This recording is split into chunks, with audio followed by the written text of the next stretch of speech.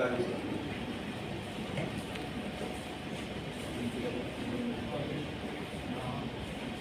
کے پروگرام کے صدر پروفیسر سید احمد خان صاحب، مہمان خصوصی جناب میم افضل صاحب، صدر شعبہ اردو پروفیسر اسلم شیخوی صاحب، ڈاکٹر معراج صاحب، پروفیسر سفیان صاحب، میجر صاحب اور دیگر تمام معزز سامعین، خواتین و حضرات، بے شک آج یہ ہمارے لیے بہت مسرت کا اور فخر کا دن ہے۔ میں اس کے لیے چودھری چرن سنگھ یونیورسٹی کے شعبہ اردو کے ہیڈ صدر جناب اسلم شیخوی صاحب کا تہہ دل سے شکرگزار ہوں کہ انہوں نے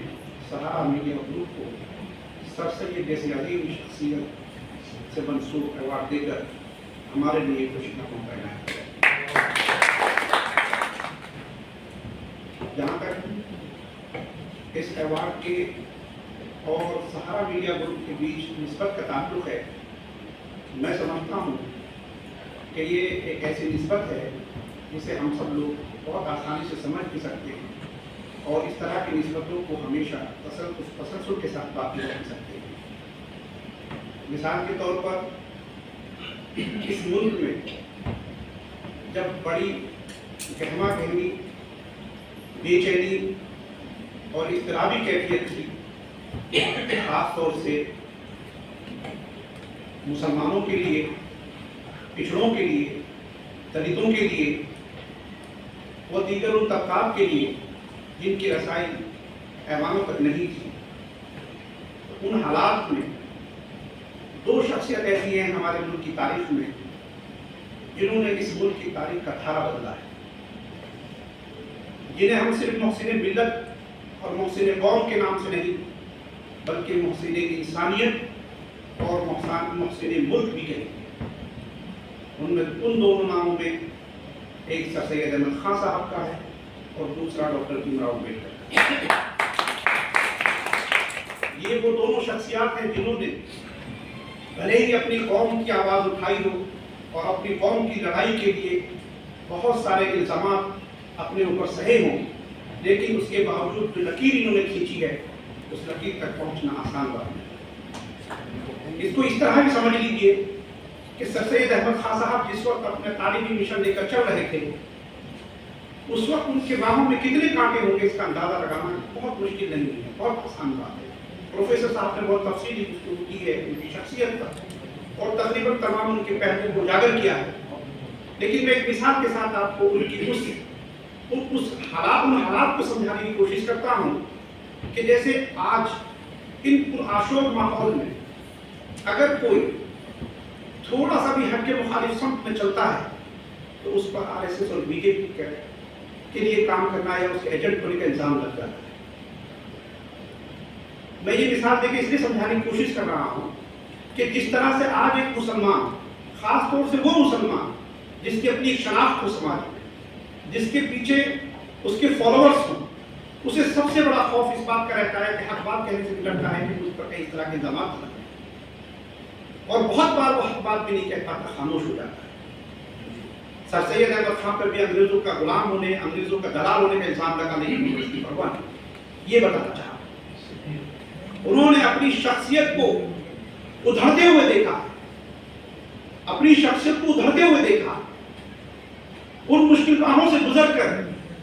اس قوم کے لیے تمام قربانیاں قبول کرنے کے لیے تیار ہوئے، تمام الزامات سہے، لیکن انہوں نے اپنے اس مشن سے سمجھوتا نہیں کیا کہ اگر اس قوم کو تعلیم نہ دی گئی تو آنے والا وقت اس قوم کو یاد نہیں رکھ پائے گا، یہ قوم زوال کی داستان کا ایک بڑا کردار بن جائے گا۔ اسی لیے سر سید احمد خان اور ڈاکٹر بھیمراؤ امبیڈکر، جب میں ان دونوں کو پڑھتا ہوں تو مجھے بڑی یکسانیت نظر آتی ہے۔ اب رہی بات کہ سہارا میڈیا کو یہ ایوارڈ دیا اور سر سید احمد صاحب کی خدمات کہ کیا مناسبت ہے، تو تمام سینئر حضرات سہارا میڈیا کی خدمات کو جانتے ہیں، وہ بھی تعارف کے محتاج نہیں ہے۔ خاص طور سے سہارا کا جو بڑا کارنامہ ہے جس کی طرف میں آپ کو کہنا چاہتا ہوں، بہت بڑا کارنامہ ہے کہ انہوں نے اردو کا ایک بڑا پلیٹ فارم اس ہندوستان میں دیا۔ یہ اردو کا بہت بڑا کارنامہ ہے۔ میں جب اردو کے 200 سالہ جشن کا افتتاح کیا، سب سے پہلا اجلاس کلکتہ میں ہوا گزشتہ سال، وہاں مسلم انسٹیٹیوٹ کر کے ایک بڑا انسٹیٹیوٹ ہے، بہت قدیم، آپ لوگ واقف ہوں گے، انہوں نے ایک اجلاس رکھا تھا اور اس میں مجھے بطور مہمان بطور اسپیکر وہاں مدعو کیا تھا۔ جب میں گیا تھا تو میں نے وہاں یہی بات کہی کہ ہم آج اردو کے 200 سالہ صحافت کا جشن منا رہے ہیں، لیکن ان 200 سالہ صحافت کے سفر کا آغاز جو ہے جامع جہاں نما ارحت دت کے ذریعے ہوتا ہے، تو وہی اس کے بہت خوبصورت اور سنہرے تقریباً 25 سال یعنی چوتھائی صدی صرف روزنامہ راشٹریہ سہارا کے نام۔ یہ اپنے آپ میں کوئی معمولی بات نہیں، کہنا بہت آسان ہے۔ ہندوستان میں ہمارے ملت کے پاس بڑے بڑے سرمایہ دار لوگ موجود ہیں، لیکن کیا کبھی کسی نے ہمت کی؟ کسی نے نہیں۔ اسی لیے میں کہہ رہا ہوں کہ یہ واقعی میں سہارا میڈیا گروپ، خاص طور سے میں یہاں ان کے چیئرمین، ہم ان کو سرپرست کہتے ہیں، سرپرست اعلیٰ سہارا شریف سبرت رائے صاحب، ہم سب کو ان کا شکر گزار ہونا چاہیے کہ انہوں نے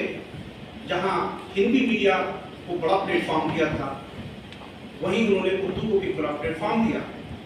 میں اس پر ابھی بتاؤں گا، تھوڑا سا میں نے لکھا بھی ہے، اس کو میں پڑھ کے سناؤں گا بھی، لیکن اس سے پہلے میں ایک بات سر سید احمد خان صاحب کے اوپر کہنا چاہتا ہوں کہ ہمارے لیے وہ انسپریشن ہے، ہمارے لیے اس لیے بھی کیونکہ میں جس کی طرف اشارہ کر رہا تھا کہ حالات چاہے جتنے مخالف کیوں نہ ہو، اگر آپ کا عزم مصمم ہے اور آپ کے پاس دو چیزیں ہیں، اخلاص اور اختصاص، سنسیئرٹی اور اسپیشلائزیشن، تو میں سمجھتا ہوں کہ آپ کا یہ مومنٹ، یہ تحریک ایک نہ ایک دن بالکل اسی طرح سے بدر کی طرح کھڑا ہو جائے گا جیسے بدر العلوم سے آصف شہید علی نے کوشش کی۔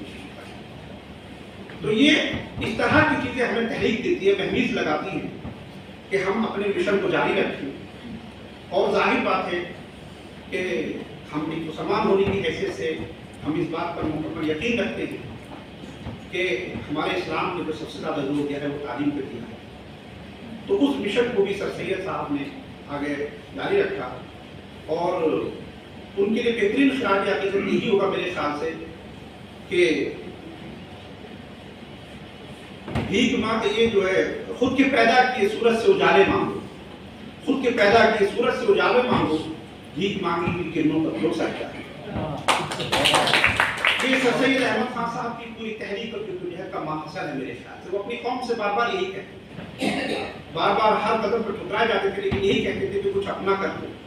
کچھ ایسا کر دو کہ قوم اور آنے والی نسلیں ہمیں دعائیں دیں، یاد رکھیں اور ہم سلک کو جی سکیں۔ میں بات کرتا ہوں سہارا کی، جس کی طرف میں نے اشارہ کیا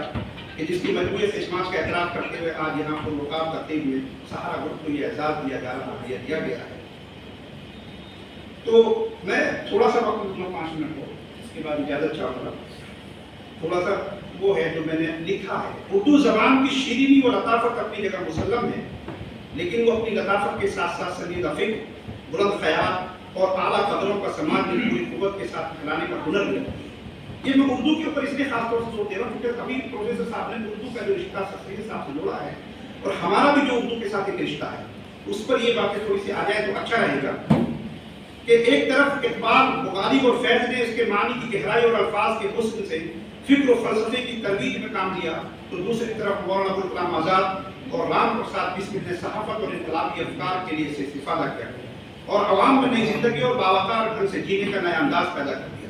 مولانا آزاد اور ان کے رفقا نے اردو زبان میں بلند معیار کی صحافت کے ذریعے سنجیدہ قارئین اور ممتاز اہل قلم کا جو ایک معتبر طبقہ پیدا کیا تھا، اس کا سلسلہ آج تک نہیں رکا ہے۔ موجودہ حالات میں اردو کی زبوحالی کا تذکرہ تو ہر زبان پر رہتا ہے، لیکن جو اٹھ کر اس کی زلف پریشان اور پراگن کا جسم ساخت کو سنوار دے اور اس کی لازوال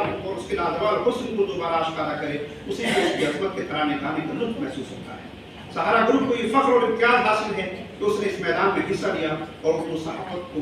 اس قوت اور سلیقہ مندی کے ساتھ اپنے قارئین کے سامنے پیش کیا کہ سہارا انڈیا اردو صحافت میں ایک معتبر نام بن گیا۔ قارئین نے ہاتھ لیا، بڑے بڑے صحافی ادیب اور قلمکاروں نے اپنی معیاری اور سنجیدہ تحریروں کے لیے اس کے پلیٹ فارم پر لکھنا قبول کیا۔ سہارا گروپ سے وابستہ تمام عملے نے اس کو ہر روز بہتر بنانے میں کوئی کسر نہیں چھوڑی، اور اسی طرح وہ قافلہ تیار ہو گیا جو آپ کسی کاغذ کا محتاج نہیں۔ یہ قافلہ روز اور روز اپنے مستقبل کو گزرتے ہوئے کل سے بہتر بنانے میں مصروف عمل ہے۔